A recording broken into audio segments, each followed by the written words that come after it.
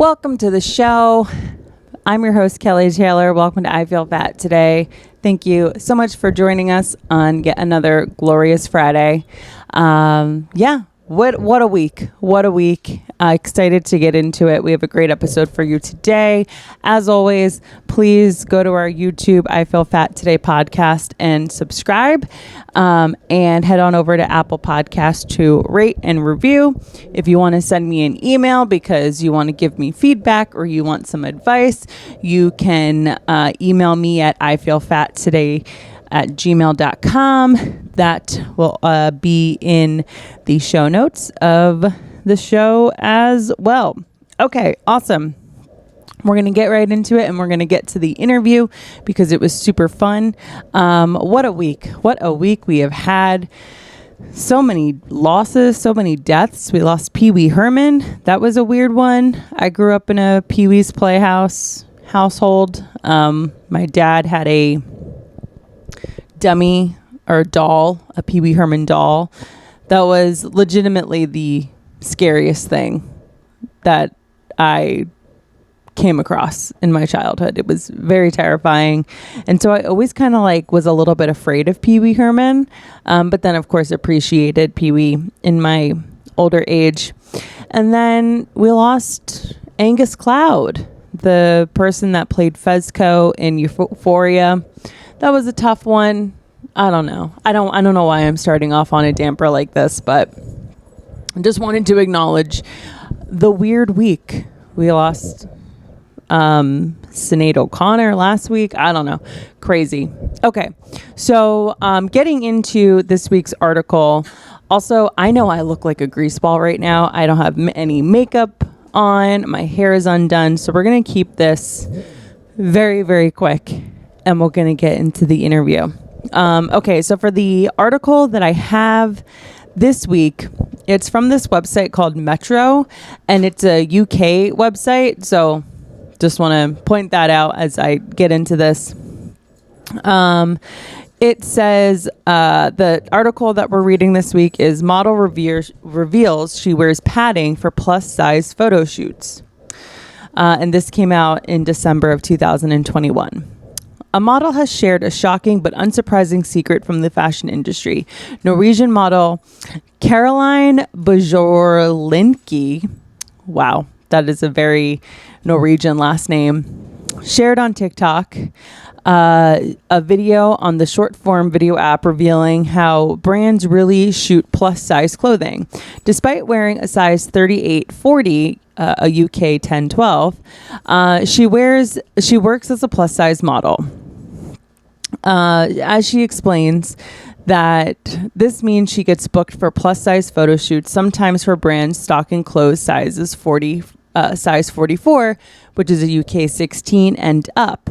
If you have eyes, you can see that I'm not that size, she says. So how do we fix this? She goes on to explain that for shoots, she would be expected to bring something called padding work, basically a broken down fat suit.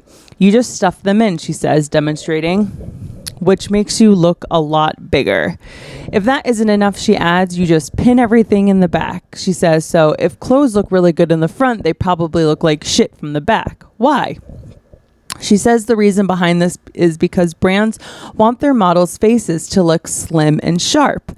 This doesn't just create unrealistic standards, but impossible standards, she adds. She finishes up by suggesting brands use genuinely plus-size models for their shoots. There are so many gorgeous plus-size women out there. The practice, while depressing, isn't uncommon. Brands have been known to pin clothes and ask models to wear padding to fit into plus-size clothing for years. In 2014, Refinery 29 reported on the practice, which was described as simply a trick of the trade due to its practical function of making sure clothes fit right, just like pins. Back in 2019, ASOS was accused of and subsequently denied using padding on plus-size models on its website. Still, the comments on her expressed disappointment in the industry. The model industry really hates plus size models, said one commentator. Oh, the jawlines make sense now, said another. One woman said this video was a revelation. I just realized how many times I've fallen for this, being ashamed of my double chin. Another said, it shows how distant real representation is in the modeling industry. However, some expressed anger towards her for taking the job.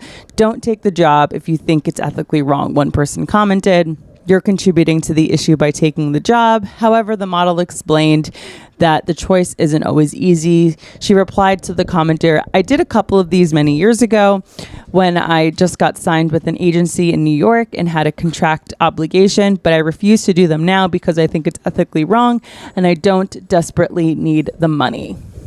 So I saw that and I wanted to talk about it on the pod because I had heard this. I had heard that Torrid, especially, I know them to be one of these offenders, uses models that are technically not plus size and they put them in these paddings known as fat suits, which is very interesting because I definitely have looked on a website for clothing and have seen like, oh, I wouldn't mind having that body if I had, if I didn't have a double chin or if I had these sharper features. And so when I realized or heard that these clothing brands are likely using a straight size model in a fat suit, I was relieved. I was like, oh, okay. So like that is just an impossible body standard. Like I don't even have to worry about looking like that because that really can't exist if this is the lengths that they're going to sell these clothes. So I thought that was very interesting. I would love to know your thoughts on it. Like, do you care that, instead of plus size models being, hired for these jobs, they're getting more straight size models and putting them in fat suits? Like, do you think that that's ethically ambiguous, ethically an issue? Like, where do you stand on it? I think it's bullshit. I mean, there are what do people talk about all the time? The United States has an obesity problem, an obesity issue. Everyone's fat. Okay, everyone's fat, but there aren't any fat people that you can hire to do this job. Like, come on. And I understand it's like not a lack of inventory. It's an issue of a certain look that wants to be achieved, but like you can achieve it. Like a fat person can have a snatched face. Like, have you heard of contouring? Like that's literally what contour makeup is for, to snatch your face. So I don't know, crazy. And as far as, being someone that's of the opinion of, then blaming this model as being part of the problem, like models are like on the lowest, like the very bottom of the food chain in the fashion industry. Like if there is anybody that is seen as disposable, it is a model. And I'm not saying that based on my opinion or saying that's a good thing. I think it's atrocious the way that models are treated. To say, the model here is at fault for taking the job is ridiculous. Obviously, as she stated, when you get to a higher standing or a better standing within the industry, you have the ability to have a little bit more discretion on jobs that you take. But, let's not shoot the messenger. All right. Okay, so that's what I have to talk about at the top of the episode. Not much else going on at the moment, but we have a killer episode. We have a really great guest for this week's episode. He's super funny. I was really excited to talk to him. He has a really cool podcast that just came out this week called What About Rob? Please give a warm welcome to the very funny Robbie Goodwin. Amazing. Hello. Robbie Goodwin getting attacked by Finney. Amazing. I know. So exciting.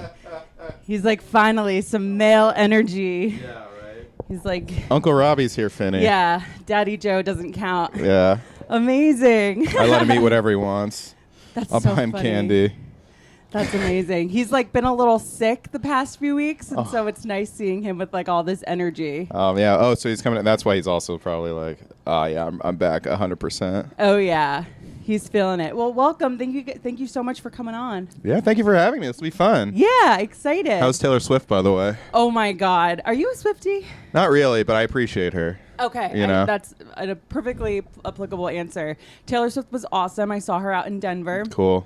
And it was an insane show. I was able to go both nights. Nice. Because, oh, wow. Yeah, somehow my friends were able to get tickets for both nights, like during the general pre-sale. That's insane. Yeah. I know. So we were in the nosebleeds, but like it was like face value tickets. You didn't have to pay that's a pretty penny. dollars. Like I saw like the cheap seats were going for like hundreds of dollars or whatever. Yeah. No, we got each ticket was $130. Amazing. Wow. Great job. Yeah, I had nothing to do with it, but I was happy to be a part of it. Yeah, my cousin went to I think she bought tickets for both nights. She had to sell one of them.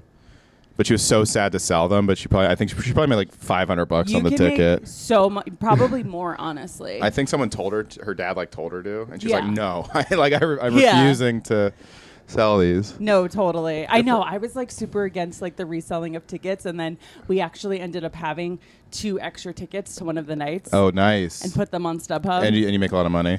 I didn't make any money because it wasn't my deal, but yeah. Right. Nice. Yeah. Pretty penny. That's crazy. Yeah. I feel like this was a way bigger deal, this tour, than her last one. Oh, completely. Do you think it's because of COVID, like coming out of it or something? Or I think so. She's also just bigger? I think she's so much bigger since COVID because right. Folklore and Evermore were both put out in 2020. Oh, and that converted a lot of people. Got it. Wow. Because I used to be a hater. Yeah. I used to be a hater. I used to be like, Taylor Swift sucks. You know, all she does is whine. And then she put out 1989. Yeah, I like that one too. And I was like, whoa, okay, this bitch knows what she's doing. And she did that thing that Adele did where you couldn't get it on streaming services.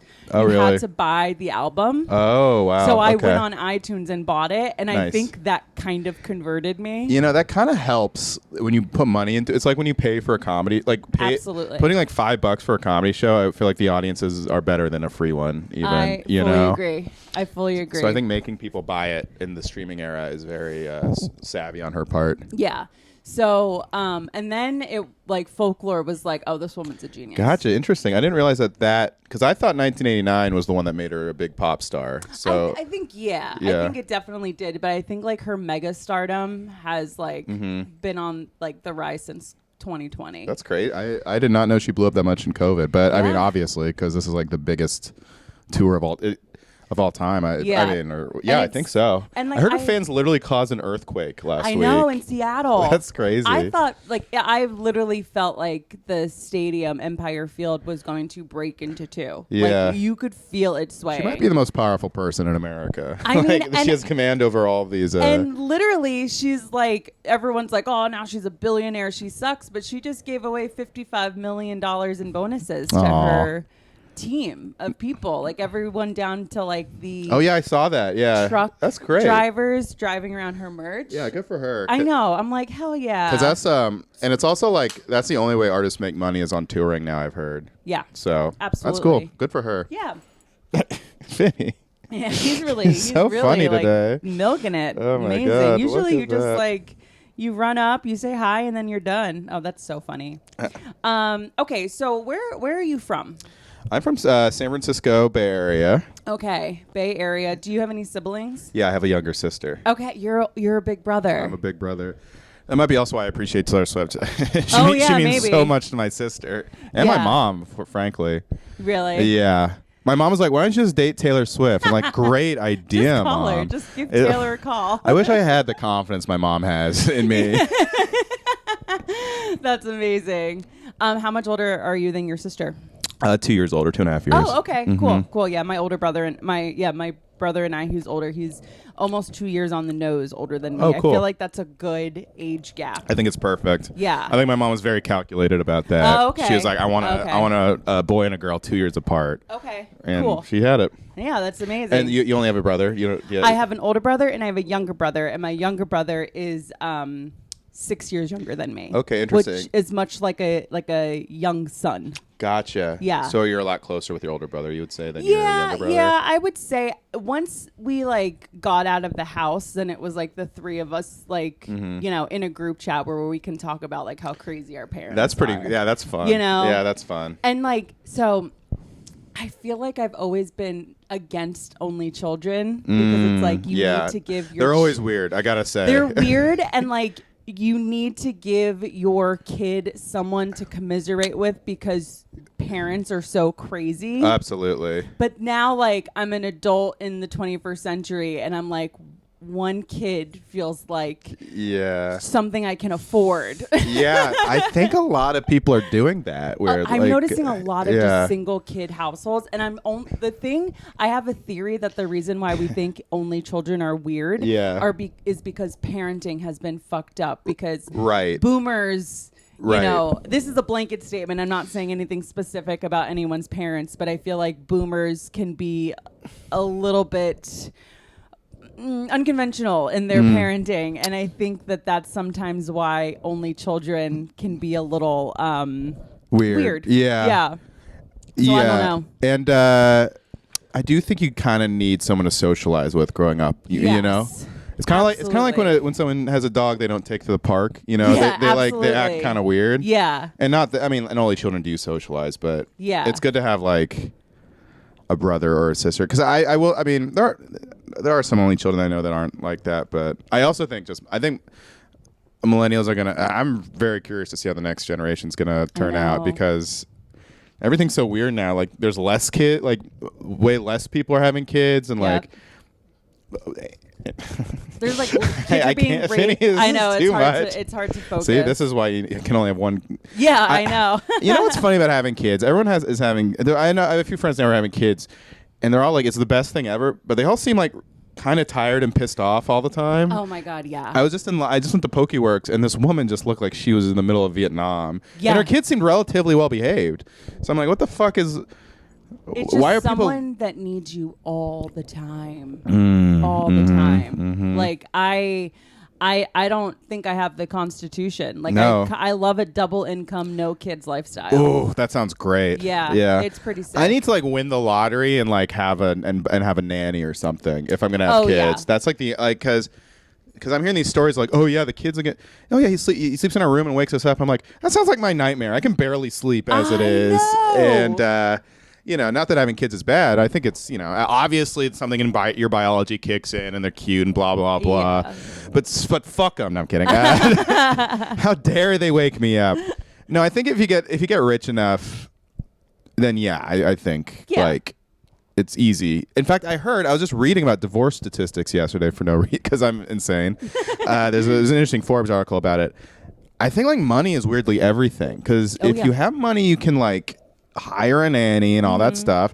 And so I was reading the professions that with the lowest divorce statistics and the highest divorce statistics, and all the high ones are all kind of like blue collar jobs. That makes sense. And all the low, like the people who stay together are all like all very successful people, or priests, and those are the only people that don't do. Well, I mean, or the clergy. I guess priests don't fuck. Well, are priests all incels? Adults. That's crazy. They're either incels or they're pedophiles, and that's the problem with priests. Truly, the two genders: incel and pedophile. Absolutely. If you're a man, you can go one way. You're either a man of God. Yeah, you're a man of God, a Chad of God, an incel, or a pedophile. Absolutely. Which one are you? Oh, man. That's crazy. I could totally see how high-paying jobs have... There are a few things I'm sure that go into that. One of them being the bitch will get half if you divorce. And the other thing being like... Sometimes when I feel like I am going to blow my life up, I kind of just needed some alone time. So I'm sure like with money, it's like, okay, I can really quick without even thinking about how much it's going to cost, like plan like a nice weekend away for myself in a nice maybe tropical place and like reset and now not want to kill my husband. Very true. Very true. So that's another thing that money can provide. I think, and also it's just the stress. I think when you don't have a lot of money, it's just that there's a lot more stress involved, and that in a couple, especially when you're sharing finances, I mean, my dad taught me this when I was a kid. He was like, that's like the number one thing is money. That's like the number one stressor for a lot of people. Like Oh yeah. Money was what my parents stressed about. Absolutely. And I remember like being a teenager, being all like, emo and being like, God, just get a divorce already. Right. Like, don't think you're staying together for us. And then all of a sudden the kids are out of the house and I see them getting along so nicely. Oh, wow. And like going on trips together. And it's like, hilarious. Yeah. The children were just a strain on your resources. Oh my God. Well, made it difficult for you guys to get along. Yeah, it's a strain on. Exactly. I mean, good for them for staying together. Because actually, so my mom remarried. And once we were out of the house, she was like, I'm out of this marriage also. Good for her too. She stayed together. Yeah, exactly. So I think it goes either way sometimes. Yeah. Shit, I forgot what I was going to say. Oh, so anyway, the moral of the story is the Beatles were wrong. Money can buy you love. Absolutely. And love isn't all you need. Double wrong. 100%. I signed, sealed. Absolutely. Okay, so you're from the Bay Area. Yeah. Mm-hmm. When did you start doing comedy? So I started... My first set I ever did was in high school at this place called Rooster Tea Feathers in Sunnyvale. Great club, actually. And I got a great tape out of it. Nice. And I was like, I started calling myself a comedian. I mean, I would too. And I did improv in high school, so it wasn't like totally, like regularly. So it wasn't like a total. But so then I went to college and I told everyone I was a comedian. I brought them to a show and I expected to kill as hard as I did that first time. And I fucking bombed. Oh, gosh. So I kind of went in and out of doing it in college, I would say. Like, you know, like once a month, because our college had like these shows that I would always do or whatever. And I would go to mics now and then. And I would say like the last year of college, I like hit it really hard. Got it. And then I did it. And then since then... So it's kind of a weird answer. I kind of round down and say 10 years, but it's more like 12. I would say 11 or 12. Okay, yeah. I find it so interesting when there's those that started in college because I was late in life. I was 25. Oh, nice. And I still didn't have anything to say. I still don't have anything to say. Yeah. So I don't either, really. Except for this podcast. But yeah, I think. I had that expectation of like, oh, if I start really early, I'll get successful really early, and it's still taking a very long time, everybody. But there. What do I know? But a part of this game is time, and so shout out to you for Thanks. having the time in. Okay. Can you tell I just came from therapy, everybody? Oh, you did? Congrats. That's amazing. I love that. We love therapy here. Men will literally podcast instead of going to therapy. Well, I think oh man, I love that you're in therapy. I kind of blew my lid in therapy today. I felt bad for my therapist after. You pay her for that. Yeah. You have to remember that. Yeah, and she was so nice. She was nice about it. Did you yell at her just like in general? Yeah, because I was kind of spiraling, and she asked like a dumb question. I was like, I don't know. I was like, and I was like, I don't. What do you want me to say to that? I was like that. Yeah. It was not.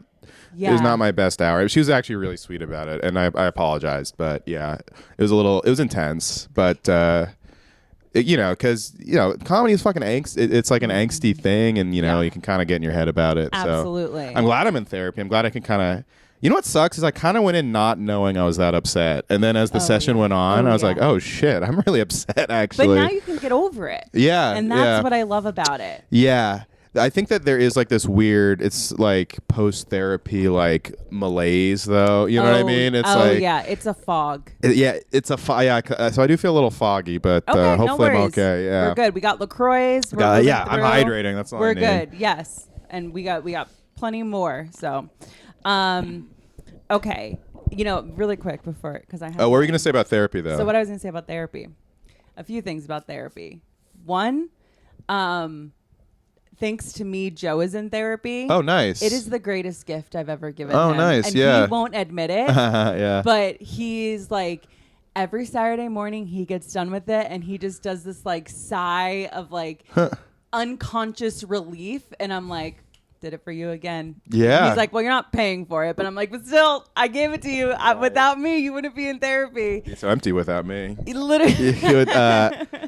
Yeah, Joe could use it, so I'm glad he's in it too. Because like he walks around with his disposition as if like I'm fine, I got everything figured For out. sure, All I need is to smoke a bowl and I'm good. And it's like, oh honey, you have a dark passenger about you. Yeah. And I think I am of the belief that everybody has a spot on the couch. Everybody needs some therapy because I agree. Right? Maybe I'm just so neurotic and self-centered that I can't think of anyone who can be well adjusted, but I weirdly, like, I think my dad could use therapy. I think my mom could use there's a lot of, almost no one in my life I'm like, oh, you couldn't use it. You know what I mean? I just feel like life is so hard. Even if you have the best life, you're still so in your head. Like, I could have all the money, I could have all the shit that I want, and still feel like I don't belong there, and still feel like have X, Y, and Z all going on in my head, and like I need a therapist to be like setting me straight. Absolutely. I think it's good to vent because otherwise the people like, I think a lot of especially our parents' generation and, particularly men will like kind of like, I even still do this in therapy. So, but it's like, they kind of hold on to stuff and bottle stuff up and then it like comes out in like anger or rage or whatever. And it's just like, you could really use some therapy to vent. You could really use like maybe an hour a day to vent, Yeah. But I think a lot of guys, a lot of reason guys don't do it is because there's like a stigma where it's like, I'm weak if I vent, or, there's an hour where I might cry or something. Right. So you kind of just ignore it and then you bottle up and then you take it out on the people around you. Yeah, and you're just like generally not nice to be around. Me personally, I just spiral when I'm not in therapy, I think. Right. I spiral when I'm in therapy, but it's so much worse when I have to like deal with my problems on my own, for sure. My head's hard enough. Everything's hard enough doing comedy, especially. Like, therapy is good. Have you had the same therapist? No, I've had to switch around, not because I dislike them, but I've just had a bunch of insurance. Once again, I would love to win the lottery and like pay for like a $400 a week therapist or whatever. No, absolutely. But it's just been a pain to find therapists that take my insurance. Have you had both male and female therapists? Mm-hmm, yeah. Okay, what do you like better? Female. Okay, so here's my thing.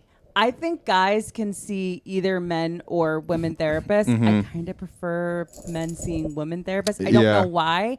And for women, this is my own thing I have to get over, but I think women should only see women therapists. Like, there's something about like a male therapist for a woman that like, I've never experienced it, so I'm completely talking out of my ass. But it feels weird to me. I think...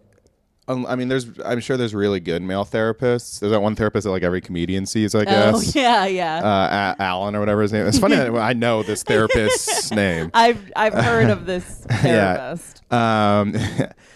Which is strange. It's like, I shouldn't know who Bobby Kelly's therapist is. It's like the lore. So the distinction I made is male therapists are pretty good at giving advice, but women therapists are really good at emotional intelligence and like kind of being able to navigate that. And I think the emotional intelligence aspect is more valuable in therapy because it's kind of like better, because it's like about your, like, if I want to, I appreciate both, but I've just found it to be more helpful when I feel less judged too with women therapists. I will say, absolutely. I think every male therapist I've had has a little dad element of like, well, you got to get your life together. You know what I mean? Yeah. And it's like, well, that's not helpful. I'm already hard enough on myself. I'm not trying to prove anything to you, dude. Yeah. Absolutely. I remember because I was like, I remember when I was done with male therapists. I was done with male therapists, but I think I had a female therapist and I went back to a male therapist. And I was really anxious about turning 30. And I was like, I don't feel like I've accomplished enough yet. And he's like, yeah, that's a big age. And I don't think, he was like making me feel worse about it. And I was like, well, fuck you, dude. Yeah, this is not what I came here for. I came here to get some relief from my anxiety. Yeah, and like, I know that 30 is a big age. Like, you don't need to tell me that. Yeah, all right. I don't need second dad in my ear. All right. Yeah. How old are you now? 32. 32. Awesome. When's your birthday? May 31st, so it's pretty recently. Oh, okay. You just turned 32. Mm-hmm. Awesome. Okay, so I have only ever known you as a skinny person. Okay. And then you posted a photo on the internet, and I was like, oh my God, Robbie used to be a fat kid. Oh, yeah. Okay, so were you always a fat kid? Yes, I was pretty damn fat until junior year of college. Junior year of college? Yeah. Okay, so I was going to ask, was it something that like you grew out of or you had to diet? So I had to diet. Yeah, I didn't exercise. I started exercising my senior year of high school, but I didn't know you can't outrun a bad diet. The biggest problem was just being in my mom's house or my both my parents' house. They just had food around everywhere. Okay. And I'm an anxious eater or a bored eater, so when I'm just around the house, I just eat everything. Okay. So I still can't really have food in the house. And when I went to college, one, I was motivated by trying to get laid. That was like a big thing. I was like, okay, everyone here. I went to like a hipstery school, Emerson, and so everyone was skinny. Okay. Oh yeah. Especially in like the 2010s, it was like very like so chic. Manorexia was a thing. Yeah, it was like that hipster, like an Adam Driver kind of guy was like Girls was taken everywhere. Absolutely. She was right before Girls, but that was the vibe over there. The guy from Fun. I'm trying to that absolutely that era of and I think I just didn't. I knew I was fat because I was almost like 300 pounds at the time, and I just decided to I just felt like I need to like lose this weight, and so it took a couple years. I was like 280 when my freshman year of college, and then I got down to 220 my sophomore year, and then I was like 180 my junior year. Oh, okay. So, but then I gained it back because I turned 21 and started drinking a lot. Oh, yeah. But then I defatted again by the summer in between my junior and senior year. Okay, so you had a little bit of like a yo-yo. A little bit, and I've and then I was like pretty skinny in LA for a long time, and then I was pretty skinny, and then over the past year or so I've gained like 20 pounds back, but I'm working on like losing it again, which is good. It's not noticeable. Oh, good. I'm glad. Yeah, honestly. Great. I wasn't fishing. That's why I grew the beard, though. No, I didn't think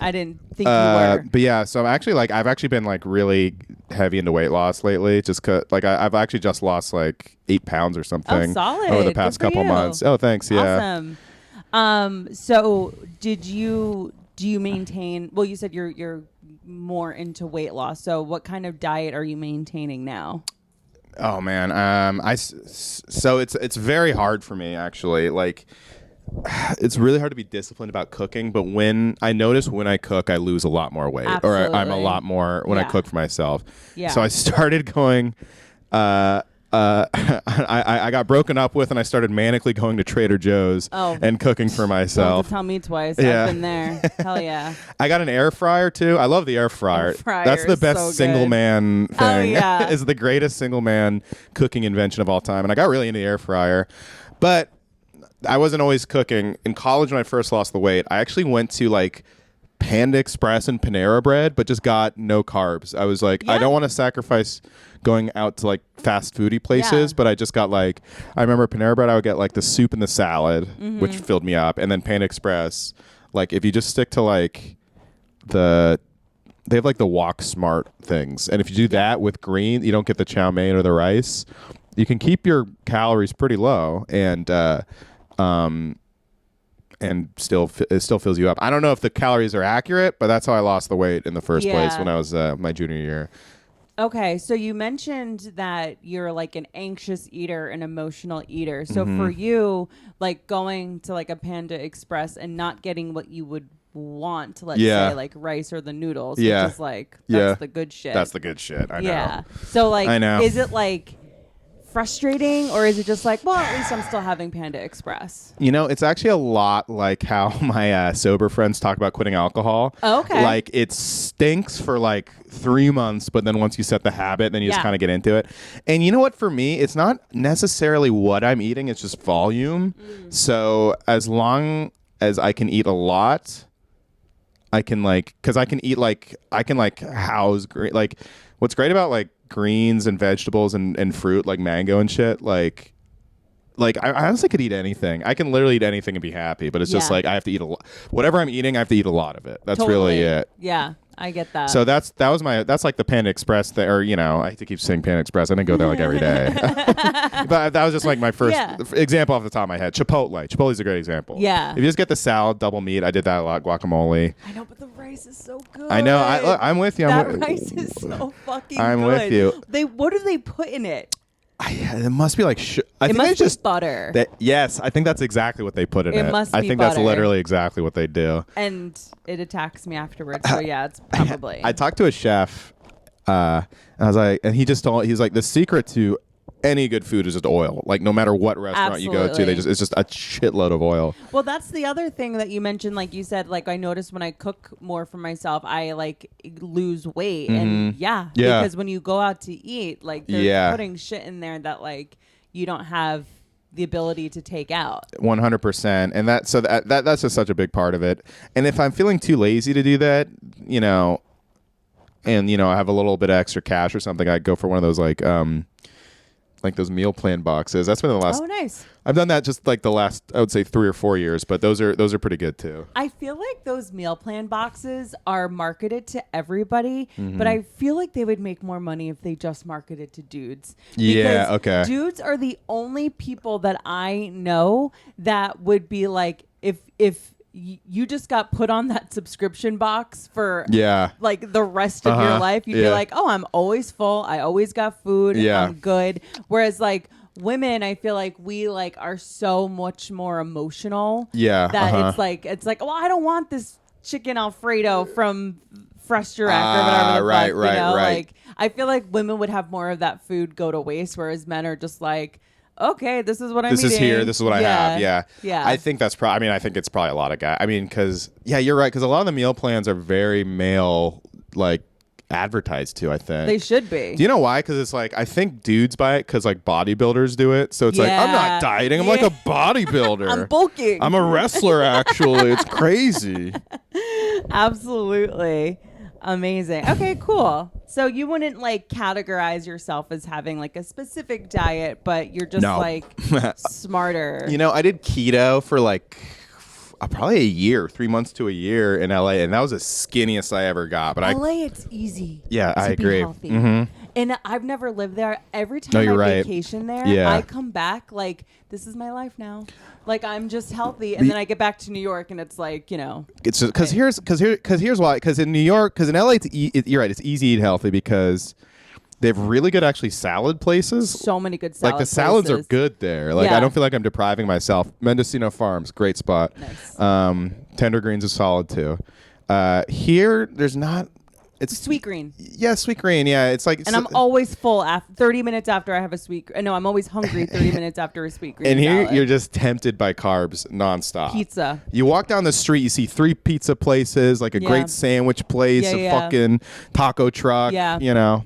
When I discovered the chopped cheese. Oh, yeah. Bodega. It's the best. I was like, wow. Yeah. I wish I never heard of this. Bacon, egg, and cheese is awesome, too. Oh, yeah. And I'm from Jersey. We got pork roll there. I mean, I think the best New York thing is the bagel, honestly. Oh, absolutely. I think like that's something, because you can get good pizza in California, but you can't get a great... You can't get a great bagel. I mean, I love pizza. It's just. I think it's actually more interesting. It's just, you know, it's a little cliche to say it's the best New York thing. Bagel is unsung, weirdly. Because like I could go anywhere and like, oh, it's a pizza place and have like a passable slice of pizza, but when like every bagel that's not from New York, New Jersey might as well be a Thomas Edison. Yeah. Dry, cardboardy. That's why Larry King has that fucking. I guess he's dead now, but he has a restaurant in L.A.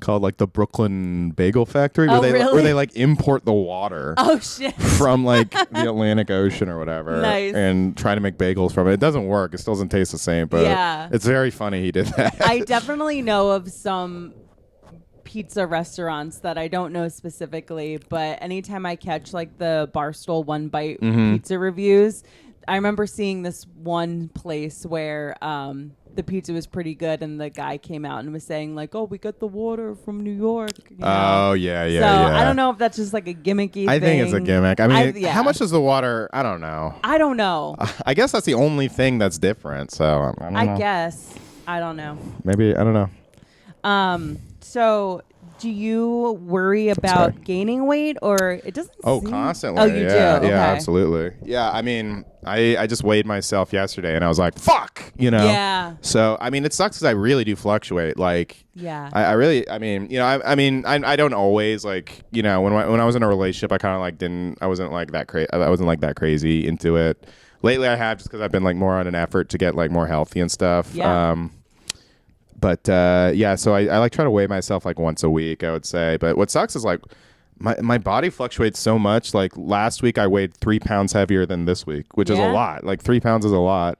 But it could be water. It could be muscle. Yeah. You know, there's so much that goes into it. I know. I have this app and it really doesn't provide me that many answers. It's just like, you know.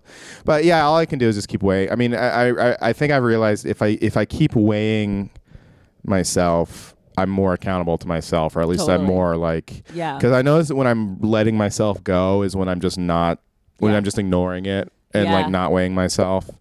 And then because I think it's because I know I'm eating a lot. I'm afraid to see what's the real weight is. But then that makes it worse because you just compound the problem. Yeah. You know? No, absolutely. But I am like such like I'm an ostrich where I'll just like throw my head in the sand. Like for everything. Taxes, like so much I'm shit. the same way. I just ignore it.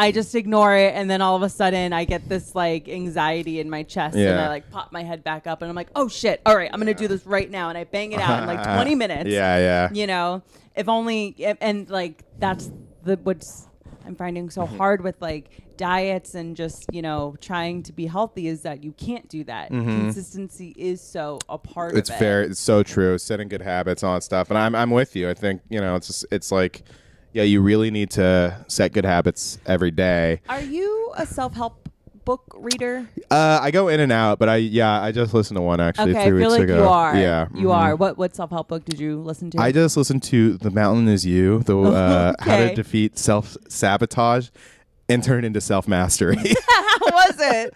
It was actually pretty good. It was only like 5 hours, so it was just like listening to 5 podcasts. That was good. Yeah. I think I just downloaded another one, I think. Let me see what I forget because I like it. I mean, honestly, like you've caught me in like a self-improvement thing just because I'm fresh from this breakup. Fresh-ish. Okay. So yeah, it's always like a woman that or the idea of the idea of women that like kind of gets me to like get my shit together a little bit. I mean, because that's the thing. Like when you're in a relationship, it's just like. We're partying, man. Right, exactly. You're like, my problems are all solved. I literally did it. I climbed to the mountain. Yeah. Atomic Habits by James Clear. Heard that one. Yeah. Okay. Everyone online said that's the one. Okay. There's so many. There's way too many. There's so many. That's why they have to do audio books. I'm like, I really just I think I'm also an Audible because I listen to so many podcasts too, and that's how I know so much about like the comedy scene and stuff. Is like I think I'm like an audio but it's funny. I try to listen to people sometimes and I forget stuff. I listen to a podcast, I remember everything. I know. But I know what you're getting at. I feel dumb, but I need to listen to the book and I need to read it. Like, I need to be double teamed by the information to get it. For sure. Yeah. Like or it doesn't stick. It doesn't fucking stick. When I read, sometimes when I read it just goes one ear out the other because I think my mind wanders. Oh, absolutely. I'm thinking about so much other shit. Exactly. And then all of a sudden I come back here and I'm like, I don't know what the fuck I just read. That's like, I honestly I feel like sometimes when I reread a book, I'm like, oh shit, I feel like I'm reading this for the first time. Yeah. I forgot all this fucking shit. Absolutely. You know? Absolutely. That's the other thing. There's not enough time. This is why I wish I could live forever, because there's just not enough time to like read every book that I want to and then read it again so like I actually retain the information. Totally. You know? Totally. Okay. So do you think that your weight, like being heavy at a young age, do you think that forced you to be funny? I wonder that. I do. But I think I would have been funny either way. 'Cause you were always a performer, it sounds like. Yeah. No, I was like in plays when I was a kid, and, I was like the standout. According to my mom, I don't remember it really. She's like, you're like a little celebrity. And I was like, and she was like, anyway. So mom's a fan. My mom's a big fan. Oh, yeah. She's... but I think she liked that material better when I was a kid doing plays than what I talk about now. Yeah. No, but she's a big fan. I mean, I think I was always quick and fun and pretty funny, but I think the fatness did help. Okay. Now, did you come from a fat family? Was mom, dad, and sister fat? No, they're all skinny. Okay. So I stood out. Yeah. But I think I didn't know that I was that fat until like middle school. Right. And that I think is when I had to get funny. I would say. I don't think I was that funny until 6th grade. Yeah, because it's actually, I think when I went to I started going to public school. I went to like a private elementary, and then I moved to public school in 6th grade. And then I think I had to get funnier or something. Yeah, because all of a sudden, because I'm a private school kid, right? And it's like smaller situations. Yeah, like your classes were probably smaller. Yeah. Like the classes were always super small, and so like when you go from that into a public school, which I didn't get that experience until college. Right. I was like, oh fuck, this is a different ball game. Yeah. So as a middle schooler, you got to develop some skills. Yeah. Time to, because people have options. You got to stand out. Develop a personality. Yeah, 100%. Which is scary. But you know what? I will say I actually remember I did a class presentation in 4th or 5th grade, and I just crushed with it. And like laughter-wise, it was like a PowerPoint where I just did stupid voices and stuff. Yeah. But I think people didn't expect it because I think I was probably pretty serious outside of that one presentation. But I think in middle school I learned how to be funny socially or something. Oh, okay. Although I also don't. I'm sorry. No, you're fine. That LaCroix's coming back. No, you're fine. You're fine. I also that whole time of my life is so fuzzy, especially at this point. I've done. Yeah, totally. Yeah, I've killed too many brain cells. That's another thing I talk about in therapy. I'm like, I don't remember. Yeah, anything. I know. I like remember some high school. I remember most of high school, but like middle school, elementary school, I mean, I have some like, big moments that I remember. Same. But outside of that, I'm like, I don't remember how I was. Yeah, I think I used to be smarter too. I think I'm just killing my brain cells left and right here. I mean, I think it's like New York is such a tough city to live in that like I can't think about expanding my mind. I'm like worried about rent. Yes, exactly. Yeah, maybe if I lived in the suburbs and just there was nothing to do, I'd just think about middle school all the time. I mean, I think that's kind of the deal. You know what? That is. I think there's something to that because I go back to my hometown and someone just. I got like lunch with some people from my hometown. That, do you remember when you cheated in 7th grade? I'm like, no. How do you remember that? That's so funny. Yeah. No. Totally. And so, like, when did you start doing plays? So I did a play. I would say 1st grade, 2nd grade. Okay. So like that's like the kind of age where like you don't know to be insecure or embarrassed yet. No, yeah, I crushed it. I was so confident. Hell yeah. But then I didn't do it until junior high school, I think. Okay. And then I did it and I had such a good time. Then I joined like the improv team and stuff like that. Yeah. Okay. Got it. And so like when you lost weight, did you have a confidence about you on stage that wasn't there? I kind of feel like I still kind of carry like that fat guy or fat kid, like, kind of like not that confident. Although I'm pretty confident on stage. Off stage, I think I am a little bit more nebbishy, weirdly. But I would say when I got skinnier, I kind of thought I was a little.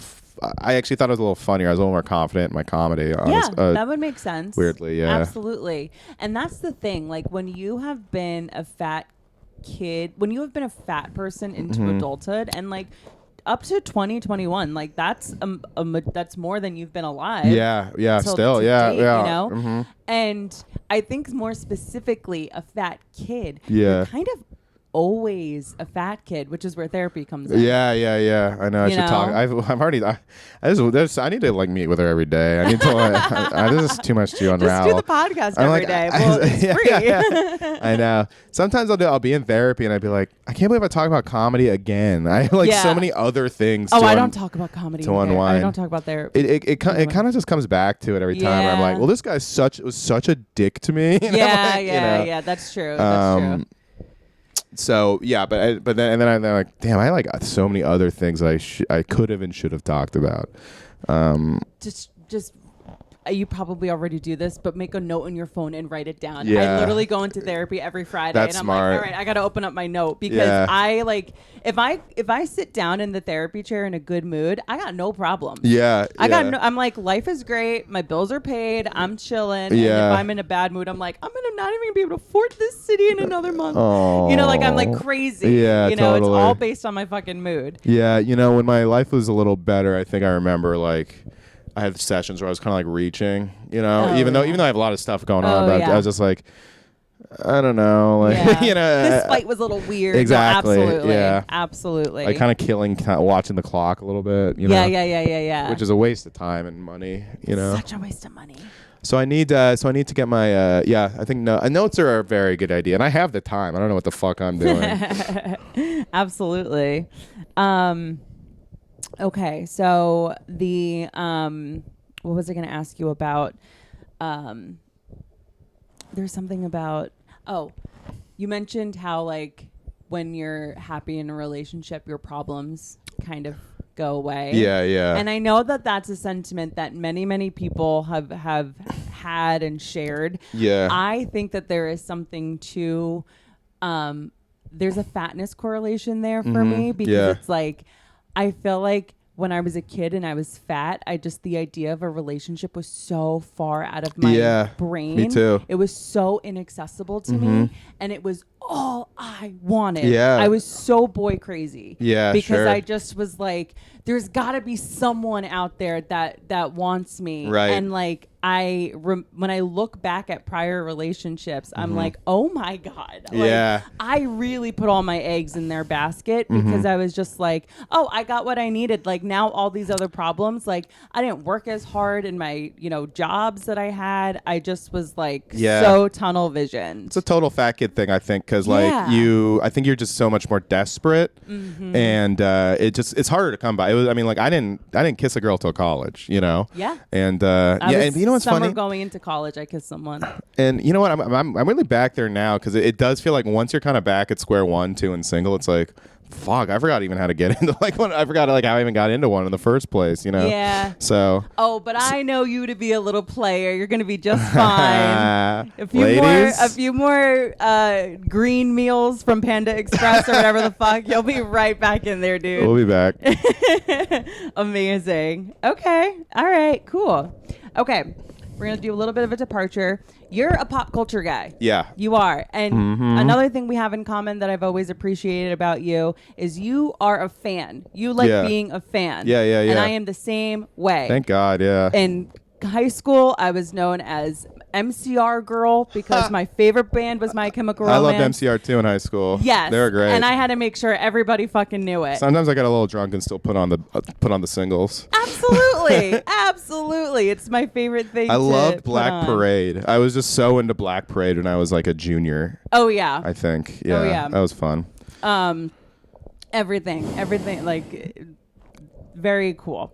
And I also like that, like, you can go on Robbie's Instagram and see all of this, but like when you're into a show, you get like a T-shirt related to the show, so very much a fan. Because you know what? It's because I don't like a lot of stuff. So when I do like something, I'm like that's fucking great. I also I don't want to say like, oh, I have a hard time connecting with people, but when I know that someone that I kind of know is into the same thing as me, I'm like, oh, we got something to talk about. Yeah, now. we have, exactly. Yeah, totally. Like, I love being a part of a fan group. 100%. And you ever meet these people like, I don't really watch movies. Like I know. Or the worst one is I don't listen to music. I'm like, you're a freak. I know. I know. It's just like, what is going on in your head? Like, I'm always having to battle, like, okay, is this a music moment or is this a podcast moment? Right. Because God forbid there's silence. 100%. I'd rather die. Yeah, me too. There'll be silence when I'm dead. Oh my God, I'm just constantly have earbuds in. Always. And when they die, I'm like, all right, panic attack time. Literally, the thoughts are going to creep in. I definitely do fanboy out, and I've actually heard that's like people told me to like not do that. Oh, screw 'em. Because I'm a comedy fan, so when there is a comedian that I really like or think is funny, I'll default to fanboying out. But that's true. Okay, so yeah, because we do see a lot of comics exactly in person where it's like, oh my God, I listened to you on that podcast. Exactly, blah, blah, blah, blah. But I was like that with Mark Norman, like the first like 5. Probably I would still do that, but for a while when I was first meeting him, right? Because I used to do Shtick or Treat, I'd be like, Mark Norman, oh my God, and I'd be like, I know, you're so funny, and he's accessible. Yeah, he's accessible, and that's the problem with Mark because it's just like you don't know, because in his head he's like, I'm just a comic. He doesn't realize that like there are people that will fly from far and wide to see you perform. And like, who are we, these humble peasants that get to like podcast with you? Like, what are you doing? Yeah. What's funny is he's a fan of comedy too. So he's he's actually, I think there's comics that it's worse to be like that with because they have like bigger egos, I think. Yeah, and they're like, I am the fucking shit. You're right. And then they're like, I'm actually now better than you. Yeah. And at least I don't think with Mark you lose any points. So that's why I use that as an example. Totally. But like, there's definitely other comics where I've done that. And it's like, oh, our relationship is ruined now because now you see me as below you.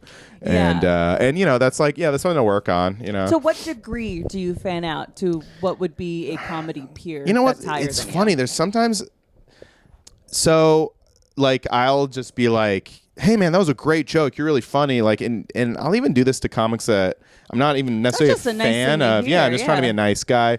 Or, I'll be a fan of a joke. I'm not like going to go listen to your podcast to be a fan, but I think I default a little to like, you're awesome, or whatever, I don't think that's a bad thing. Mm-hmm. And I think people that tell you that's a bad thing are trying to be too cool.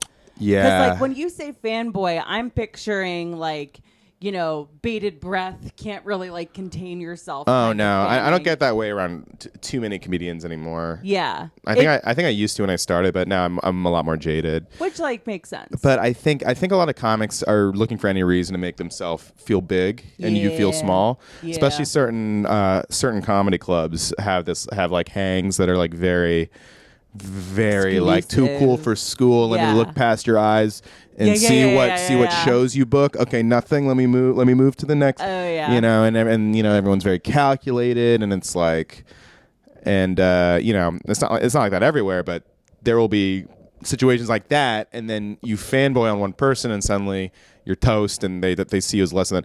That's why I avoid those hangs for the most part. Absolutely. Because I will say this about that, the whole fanboy thing. That's just who I am. That's me, and I can't help it. So. I mean, luckily I have gotten more jaded or whatever, and more confident in my own comedy, I would say too. So, I'm definitely like, when it comes to like movies and TV, I have no qualms about like posting about Succession every 2 seconds or The Sopranos all the time or, and if I like a movie, I'll post about, because I still love movies. I'm total fanboy for movies and, TV too, but like movies, I really do love. So, like when a Tarantino thing comes out, I have like no qualms about like talking about that all the time or whatever. Cool. Yeah. Okay, speaking of movies, have you seen Barbie yet? I did. Did you like it? I really liked it a lot. Good. I thought it was really, really funny. Yeah. I did not. I went in there so blind and did not expect to laugh as much as I did. Yeah, I got my expectations lowered, and then I saw it, and I laughed like a lot. Yeah. Like I didn't expect to laugh that much. Absolutely. Okay, awesome. Did you see Oppenheimer? No, I didn't. It's so off-brand for me to see Barbie before. Yeah. Well, I keep trying to see Oppenheimer, but it's somehow more sold out because there's less showings. Yes. And I'm also like autistically waiting to like see it in like IMAX or 70. No, that makes sense. Millimeter, and those they just been so sold out unless I go on like at like 10 a.m., which maybe I'll just have to do that or something. Yeah. Oppenheimer does feel like reading a book. Mm-hmm. Whereas Barbie was such a more like, I can just relax it's and watch fun, this. Yeah. Whereas like Oppenheimer, I'm like, I gotta fucking pay attention. It's like a good movie, but Barbie's a fun movie, Absolutely. right? That's what I've been. That seems to be the consensus. I'm excited for Oppenheimer to be on streaming, and I can put on subtitles and then actually know what was happening. Nice, because I need subtitles. I'm excited to see it. It looks great to me. I'll be honest. It seems like kind of heavy, and I've heard it's a little slow, but I'm excited to see it. Yeah. But Barbie was great. Gosling was just killer in it. The song was fucking everything was so hilarious. great. I loved. I realized the best character was Barbie World. No, this is not. But I mean, I feel like the world does a lot of heavy lifting. It's just like kind of such a fun, unique, world that you spend time in when you watch the movie. Yeah, and that's what I liked about.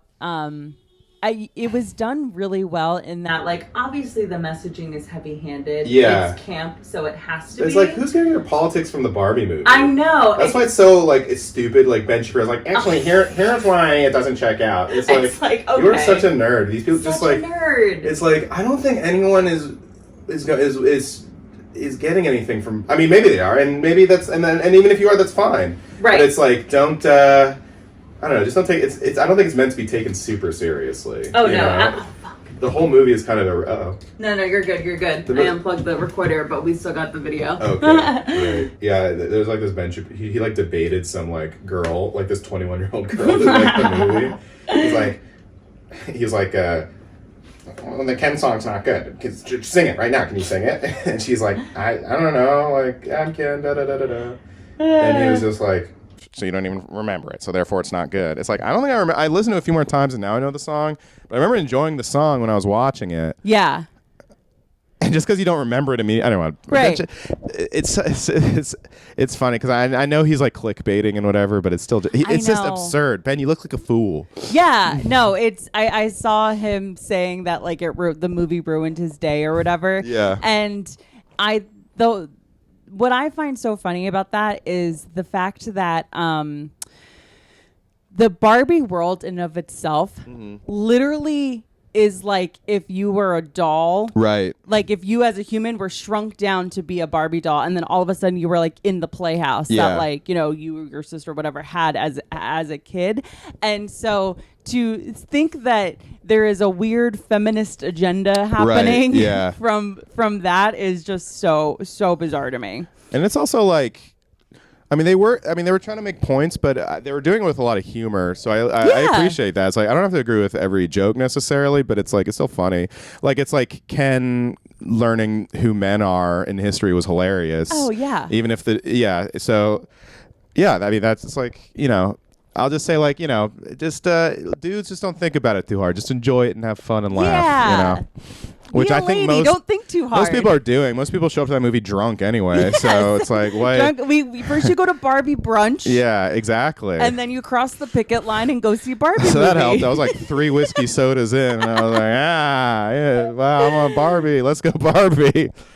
But yeah, I thought it's actually a lot funnier than I was expecting. Awesome. Okay, cool. What was the last concert you went to?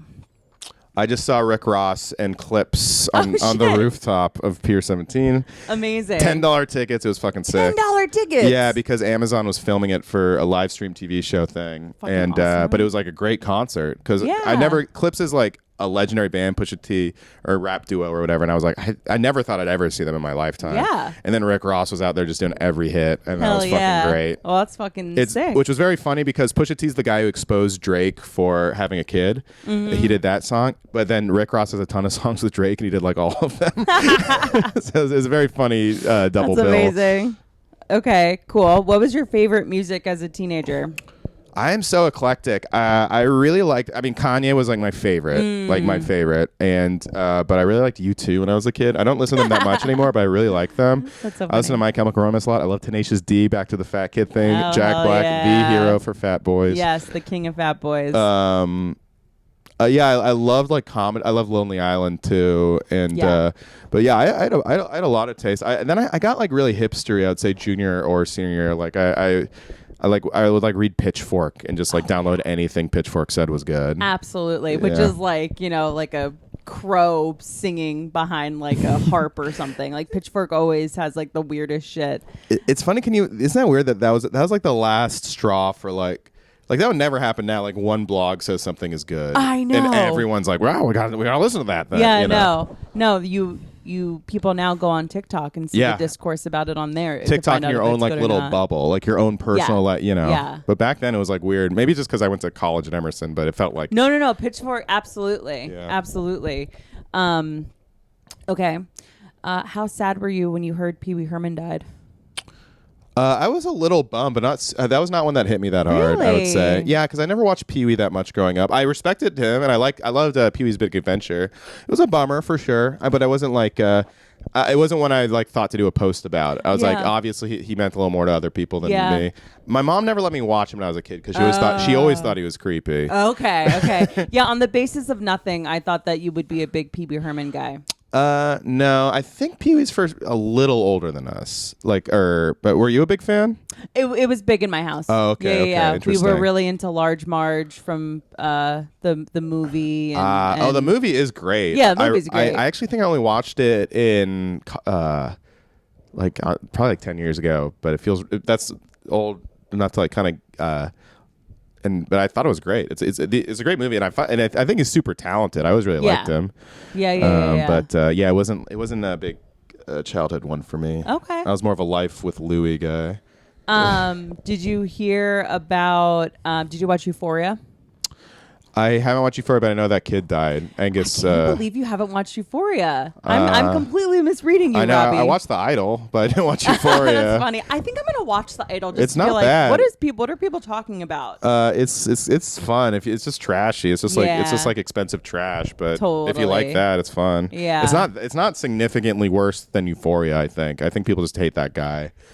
Okay. So the knives are out. Sam Levinson or whatever. And The Weeknd isn't the best actor, but it's like. I think The Weeknd legitimately hates women. I get that vibe. Oh, yeah? I get that vibe. I could see that. You know? I mean, his fucking songs are so good, but damn. Like, I remember hearing about the song The Knowing, about how it's like he found out his girl cheated, so he went and fucked some girl and then had her suck his dick. Oh, God.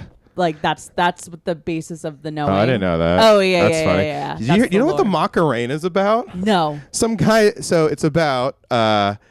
If you actually read the lyrics, I guess translate the lyrics, it's about a guy who goes off to war and his wife gets double teamed by his two best friends. Oh my God, that's so funny. Look it up. Hell yeah.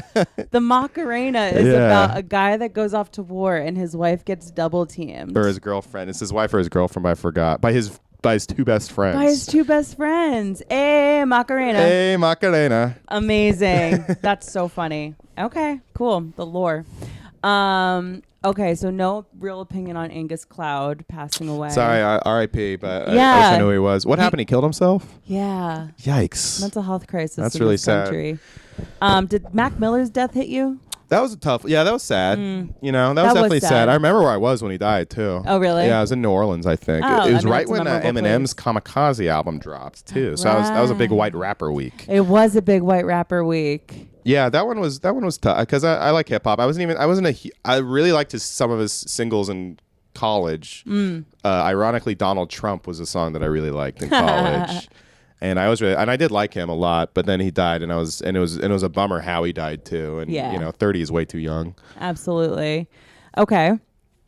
Any thoughts on the latest Lizzo accusations? Oh my God, the funniest part is all these people on Twitter who are so happy that Lizzo is going down. It's all these black guys being like, finally.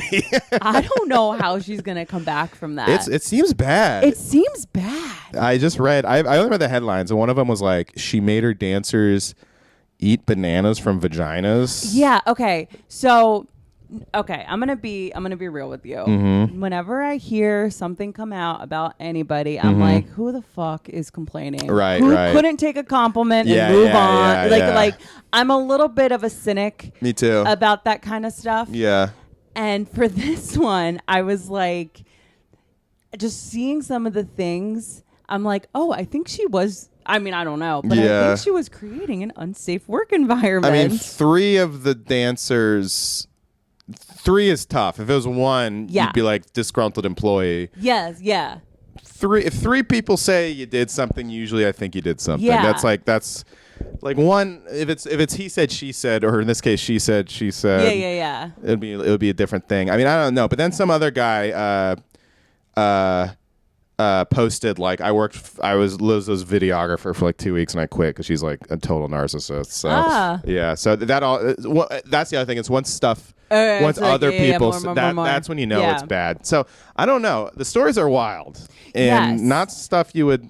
I mean, I really just that banana thing is all I read. So that's a wild story. So what I can deduce from that banana story, it seems like they were like out in Amsterdam and like it was like a weird like sex show. Okay. Sort of like have you ever heard of The Box? No, what's that? Okay, so The Box is like in London, it's in New York, I think it's in LA, it's all over. And like The Box is like a weird show that is sort of like, okay, we're gonna go see this weird sex show, and then it sort of devolves into like or evolves into a guy like, you know, shoving a light bulb up his ass and then like eating his own shit. Like now, a really now I like her again. Yeah, like a really like bizarro show. Right. So okay. I feel like with that banana thing, they probably were at like a sex show Uh-huh. where like a person would put a banana in their vagina and then have somebody come and like eat out, like eat the vagina out of the pussy. Like that makes sense conceptually to me because it's probably just like a weird sex show. Sure. But if you're a boss, if you're Lizzo, if you're the head of this organization, right, and you are, having your dancers at a sex show and people are uncomfortable with it, right? I mean, who knows? This is all hearsay, but yeah, I don't know. I think who knows? Like, maybe they just want some money, but she's honestly always just kind of like, she has a little narcissistic quality that I've kind of picked up on in like interviews and stuff. I actually like some of her songs, believe it or not. I know. No, they're great. Some of them. Yeah, some of the singles are really fun. Yeah. But I don't know, in interviews, you get a little tinge of narcissism with some of the things she says. So I could see that. I always sort of felt like she's just always fighting up against people. Like any comedy act that mentions her. Right. Anything where she's being mentioned, they're always talking about her weight, and so she's always having to defend herself against that. And so while I agree with you, I always considered that to be the reason why. Right. You kind of have to be like, you have to like kind of go double as hard. Like, I'm great against everyone coming out against you. Yeah, I totally get that. So I was saying, Joe and I were talking about something fucking forever ago, and I said something, or we were talking about Lizzo, and Joe said something mean about like the way that she eats, and I was like, she's a vegan, right? Wow. And Joe goes, she tells you she's a vegan. And I was like, oh my God, she could be lying. Yeah. Like it like hit me out of nowhere where it's like, oh fuck, man. Like no, like celebrities present themselves in a certain way. Oh yeah. And they could be lying to us. 100%. Like, Yeah. Which is like obviously, but I just like couldn't. It was so funny when I'm like, oh fuck, she could be lying about being a vegan. I'm not saying that's she what sucks. Going back to the fan thing is, you think a lot of people. No, it's like scary to be a fan these days. I know, and it's crazy how many people are just not what they present. It's like so many people are like frauds, and it's very scary. Yeah. You can kind of like, I think Gerard Way from My Chemical Romance is Joe Rogan's cousin. Absolutely Joe Rogan's cousin. Shout out to Newark, New Jersey. And that is what makes us us. Yeah. Because only people like us would know that Gerard Way and Joe Rogan are cousins. And like inside of me are two wolves. Yeah. And I have Joe Rogan and I have Gerard Way and they're cousins. Yeah. That'd be a tough one if he did something bad, but he seems too like nerdy. I feel like for him, like he is as you would expect. Yeah. But then you go to any other band that I listened to in 2006, and it's like, wow. Honestly, okay. Cosby, I was like, well, anyone could do anything. That was the one. Yeah. I was a big Cosby. Me too. I love Cosby. Yeah, my dad. He was my dad's favorite comedian. He played his CDs for me. He was my grandpa's favorite comedian. Yeah. And I think Cosby for a lot of us, based on like the older people in our lives, like that was a tough one. Yeah, I think so. They called him America's dad, right? And more like America's monster. Yeah. Like he is a fucking monster. I listened to a podcast called Chasing Cosby. I listened to that too, yeah. Wasn't it sick? It was really sick. It was demented. That man is crazy. So yeah, he was the one where I was like, well, anyone could do anything. Be a bad guy. Yeah, absolutely. Anyone could like. Because there's no one who I thought was a great guy who was worse than Cosby. Yeah. Except for Harvey. I thought he was a great guy. I'm kidding. I was a huge fan. Me and my dad listened to all the Harvey Weinstein songs. Gosh. And Epstein. That was so sad. I'm just kidding. So sad. I didn't know who Epstein was until he killed himself. I remember when he got arrested, I was like, oh my God, they arrested Epstein. That's crazy. I was like early in on Epstein. Oh, okay. Not super early in, but early enough to be like, wow. When Me Too was dropping, I weirdly got really into Epstein for some reason. I forgot why. I read about Epstein when he first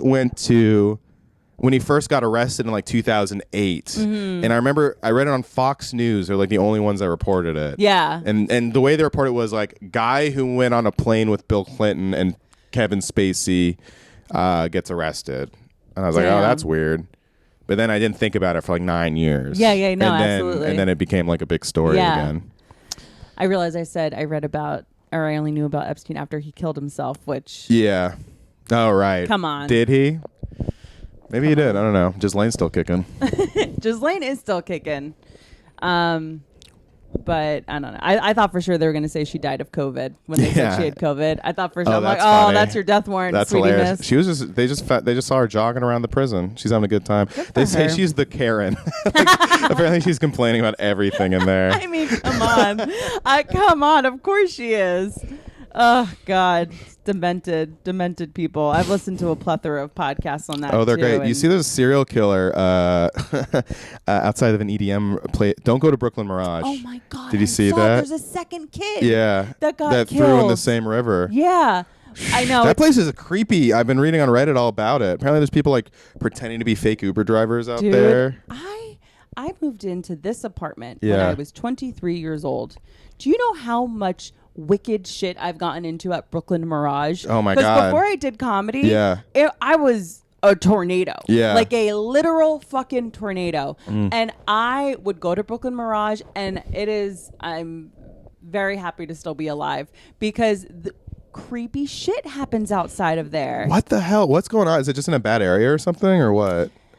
It's Bushwick. I mean, that's crazy. More and more gentrified. I don't know. One guy on Reddit said that he got tackled in right outside, and like the guy was strangling him, and someone out of an Uber like saved him, and they got a picture of the guy who was like strangling him. Wow. So it's probably that guy, whoever that guy is. Yeah, who knows? Because it's the same place where and they were both like young adult like twinks. Yeah, literally. Yeah, I know. When I saw that kid went missing and he was, leaving Brooklyn Mirage, I was like, oh, I don't think he's... No, yeah.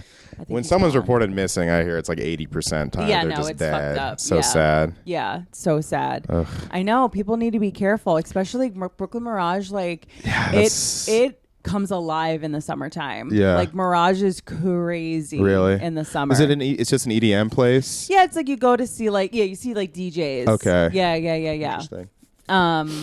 And so I think probably predators just know people are on like ecstasy and shit, and it's like an unpoliced part of the city. I'm not trying to paint a crazy picture. I haven't been, so I don't know. I just reading about it. The amount of I probably did leave there with a few serial killers at sometime in my life. It's scary because I've left concerts alone, kind of fucked up like 100, 200 times. I don't know. I've left concerts alone. That's one thing. Leave concerts with another man. Yeah, like you pick up a guy, you pick up a chick, and then all of a sudden. Well, the benefit of being a man is you think you're not going to get fucked with, you know. But I know these were both guys who got. I mean, this is definitely male privilege talking, but it's scary, I don't know. No, totally. Yeah. I mean, I think about it because like I said before, how I kind of look at my younger brother as like a child. Like he constantly is leaving concerts like kind of fucked up. Right. And I'm like always like, texting me when you get home, that kind of thing. You're a good sister. I mean, it's just like, it's so much anxiety. Yeah, that's crazy. Well, hopefully they catch us. I don't like these serial killers running around. I know. It's kind of crazy, like being a serial killer in the year of our Lord 2023. Like, there's DNA evidence now. Right. Yeah. Yeah. That means they'll probably catch him now. There's a second one, right? They're going to be, or I don't know who, and then there will, there is the other side of it. Is like, is there a serial killer? Are these kids just like getting drunk and they were both thrown in the river and like, did killed they get outside thrown Brooklyn in, Mirage. or did they fall in? Well, the first guy they saw him on camera like running from something. Okay. So I think there is a guy killing him. Okay. Because I had heard in Austin there were people being found in and they're just lake. thrown in the river. Yeah. And it's like there's like a whole thing on TikTok of like people thinking that there is a murderer, and then there's the other side of TikTok being like, no, there's no murderer. These kids are drunk and like they, fall in. Yeah, I guess that's true. Because there's actually a big one in Boston called like the smiley face killer, but a lot of people don't think it's real. I heard about that too. So, but I don't know. So who knows? I mean, they just caught the Gilgo Beach murderer. Either way, it sounds like there's a lot of fucked up shit apparently going outside Brooklyn Mirage. So so stay safe out there. Yeah, be careful, guys. Okay, we're gonna play Finish the Sentence, and then I'm gonna let you go. Okay, cool. All right. Okay. Like finish the podcast. Yes, and then we'll finish the podcast. Okay, so I'm just gonna say it, and then you finish it. These are gonna be fast. Let's go. Finish the sentence. When I look at a photo of my younger self, I see a fat kid. Totally. Yeah. Same. Totally. If I could choose the way I'd die, I'd pick Overdose. Ooh. Fun. And die in sleep. I don't want to be like gurgling. Yeah, absolutely. That's a tough one about the overdose, though. You know, I mean, other than dying of old age, and that's nice, right? Like, yeah, because then yeah, you're like, I'm ready, that goes let's go. Without saying. Yeah, but like, if it's a shocking death, yeah, I would do overdose because at least you're high and probably don't even know what the fuck's going on. I feel like, speaking of overdose, I would intentionally want the Fent in the Coke. That's right. I don't know because it's too quick. You don't get high enough. Oh, I don't know. But too quick is good. That's true. I also don't want to overdose, so that also no. freaks me out. We're saying if you had to pick, right? If you had to pick, sure. I'm terrified. The Fent in the Coke. Honestly, yeah. Scary. The or Fent imploded on a sub. Imploded on a sub. Yes. When you're rich, you have no problems. Yeah. You get imploded on a sub. Apparently, it's quick, but also it is completely quick. But I think they had like 20 minutes of terror. No. Yeah. No. Where'd you hear that? They found there was like the transcript leaked of like the people they're talking to or something like that. I hate that. Yeah. I would hope that we're just like la la la la. Can't wait till we see the Titanic. I think there's a debate if it's real or not, but it sounds legit to me, and that's Oh God, I mean, go figure. But when I first heard about that, and I didn't know that implosion was like probably the definite thing that would have happened, I literally thought there were just people being like, "Fuck, we got to get found before." Yeah, the transcript I saw was like they kept trying to go up and they couldn't go up, like because their like thrusters failed or some shit. Oh God, yeah. that's hell. I don't know the official nomenclature, but I think there was like moments where they like saw the sub like starting to crush and they realized that they were fucked, and then it was just like. Well, at least when it happened, it was just it's really quick. Yeah. You're just dead. All right, relax. I know the sub implosion is an upsetting thing to talk about. Okay. Something I would like to change about the way I deal with conflict. Ooh, I'm too much of a people pleaser. Okay. I would say. I don't stand up for myself enough. And then I blow my top when I get really mad. So and people are like, "Why are you freaking out?" Exactly. Yeah. It's not fair to other people. Yep. And not to yourself. Or myself. Yep. It's a shitty way to go about it. Okay. A mistake I'll never make again. Oh, that's a great question. Doing a podcast with Joe Gorman. Just kidding. Being in a relationship with Joe Gorman. A mistake I'll never make again. Oh, man. I feel like I have a lot, actually. Fuck. But I'm all blanking. I guess I don't learn anything. No, I mean, it's kind of hard to go through the Rolodex. A mistake I'll never make again. Let me think. Because, like, I feel like I've made mistakes where I'm like, I'm never going to do that again. Right, and then right. I do it again. I know. You know? I know, yeah. I kind of get caught in a cycle. Oh, here's a funny one that I will never make again. It kind of goes with the whole theme. I recently went to the movies. And I got what I do is I always get an extra large drink, and I always get like the Diet Powerade, just like hydrate, or like soda or Diet Coke. Yep. And I accidentally got the regular root beer with all the calories. I didn't realize I got it, and I drank the whole thing.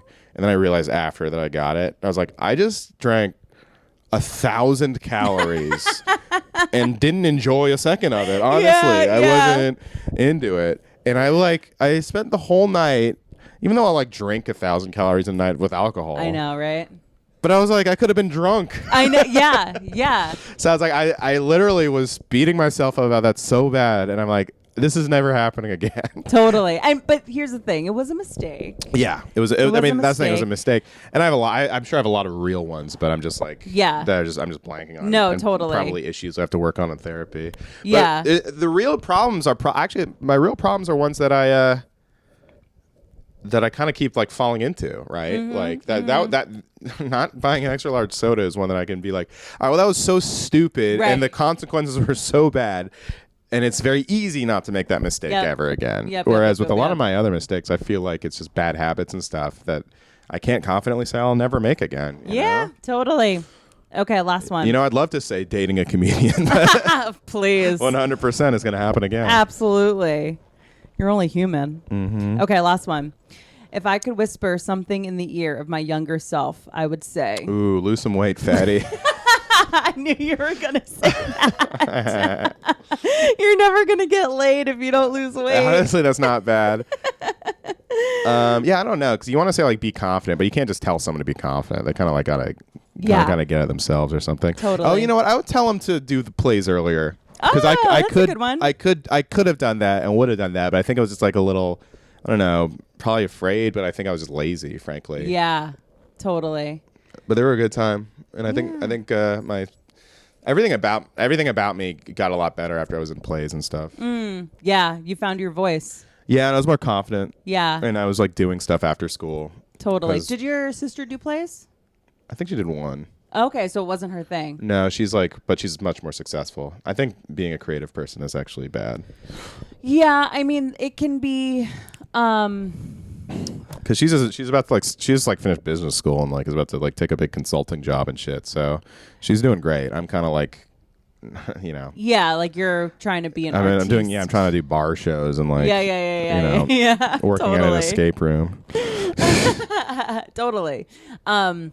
But is she like into like sports or anything? Yeah, she played soccer and she's actually very athletic. Oh, okay. So she was good. She was like, yeah. She didn't need to do plays. I think she did one when I was doing really good at plays. Yeah. Like, just to be like, maybe I could try that, and it was just not her thing. Right. Well, Robbie, you were a wonderful guest. Oh, thank you. Thank you for having me. This was a lot of fun. Yeah, we had a lot of fun. Great questions. Thank you. I like to be prepared. Yeah, it influenced me to take notes for my podcast in a couple days. I had Joe on like a week or two ago, and I was like, "It's Joe. I don't need to do any prep." I was floundering. Like I'm just somebody that like I need notes. No, I need it's good, and it's like, and if you don't need them, then that's great, right? Right. Well, really awesome. Where can people find you? You have a very exciting new podcast. Yeah. Which is very funny. I listened to the episode with Joe and Gio and Derek, and I was laughing out loud. Awesome. Try That in a Small Town is a hit in this house. I have heard. And I was crying. Everybody was so funny going around talking about it. I might clip that. Thank you so much. Oh, I'm glad. Thank you for listening. You totally should. Yeah, it's really fun, and yeah, I'm having a great time doing it. So check it out. It's called What About Rob? What About Rob? So yeah, perfect name. Awesome. Perfect name. Amazing. And at Robbie Goodwin on social media. Okay, amazing. Well, guys, until next week, thank you very much. Bye. Bye.